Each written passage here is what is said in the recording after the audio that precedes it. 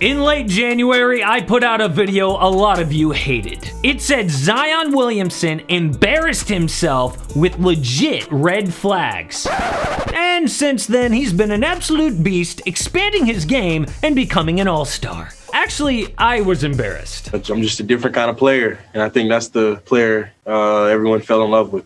But if Zion is such a better player than the first month of the season, why is it not leading to wins? This video explains how Zion has improved, but why it's still not good enough. Hey, it's Casey, welcome to AM Hoops. Hit subscribe and notification bells for 5 videos per week, always dropping at 5 Eastern.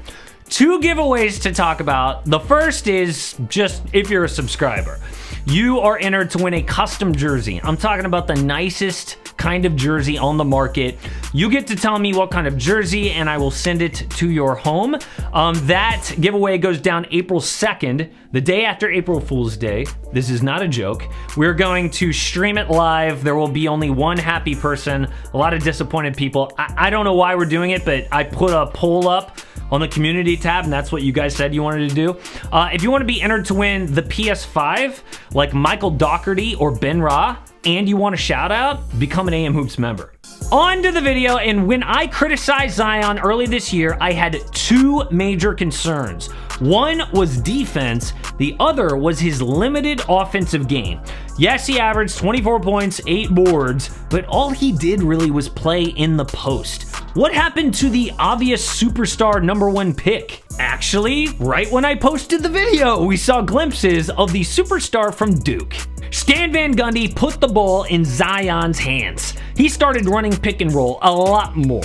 That unlocked his game and showed his range of talents. He's not just a dunker who scores in the paint. Zion has court vision, makes good decisions, and is a playmaker. The best player on the court usually has the ball in his hands. Zion is a natural. The best example of this evolution was at the end of that overtime win against the Celtics.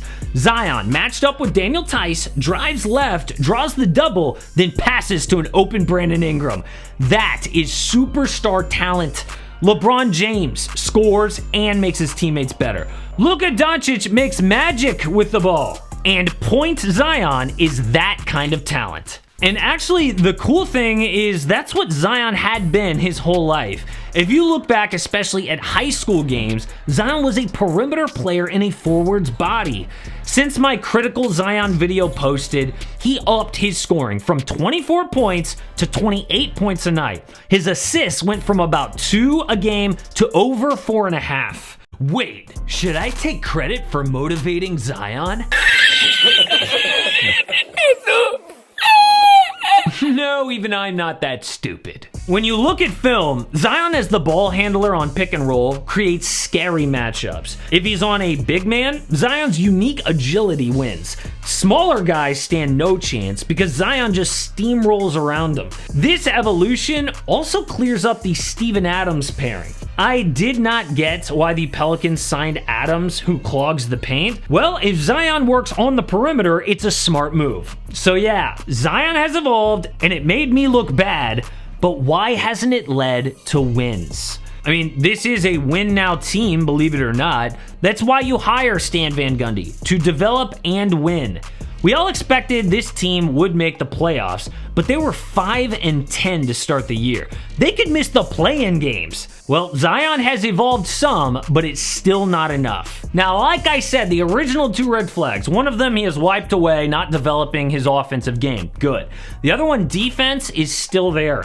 Zion can stop practically nothing, inside or outside. As dominant as he is in the paint, he only averages 7 boards a night. Now, I know a lot of the time he's leaking out for the transition game, but 7 is not enough. That does not mean he shouldn't be an all-star, though. This is what made me go, Things that make you go, Only 3 players have made the All-Star game younger than Zion Williamson. That's Kobe Bryant, LeBron James, Magic Johnson, then Zion over Kevin Garnett. Kobe made the playoffs year 1. A title came in year 4. LeBron James, playoffs year 3. A title year 9. Magic, playoffs and a title year 1. Finals MVP too.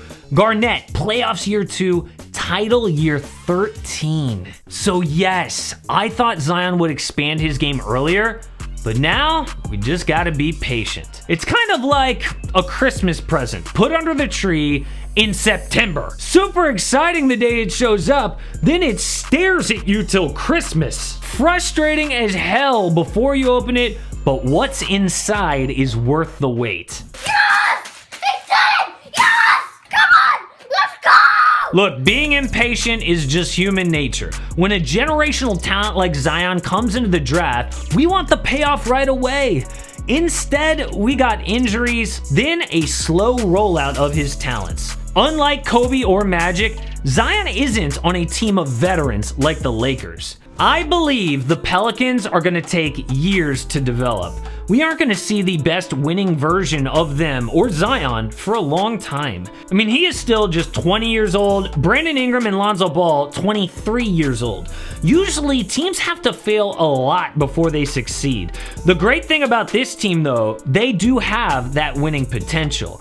Sometimes teams lose, and it doesn't lead to growth. I mean, just look at the Anthony Davis Pelicans. They didn't make the playoffs until AD's third year, getting swept by the Warriors. But instead of growth, they got worse.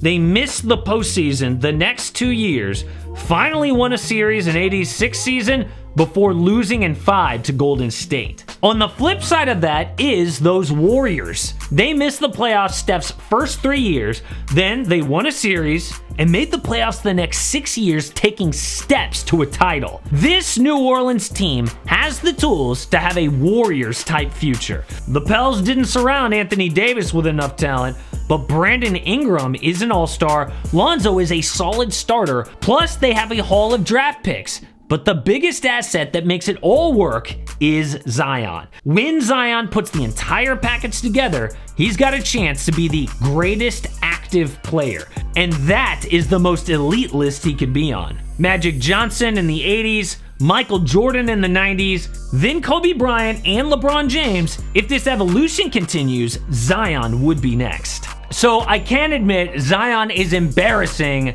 me for putting out that video just 1 month into his second season, because now from what we've seen, patience is the key because the sky is the limit. So guys, 2 things that I want you to check out. Number 1 is the Pelicans playlist, all sorts of good stuff in there. Some of the stuff, the original critique video is still relevant, by the way, especially about coaching. The other one is a team that is already some steps ahead of the Pels. That is the Utah Jazz. I interviewed their sideline reporter, Kristen Kenny. Awesome first-time interview on AM Hoops. Check it out.